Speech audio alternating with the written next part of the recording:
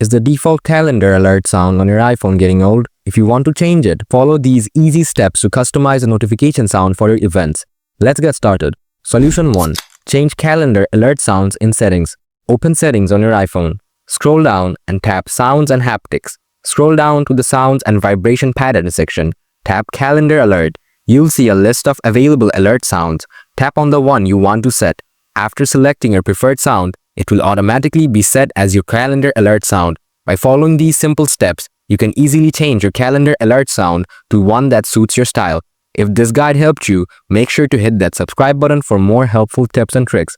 Don't forget to stay tuned for our next video where we'll bring you even more useful content.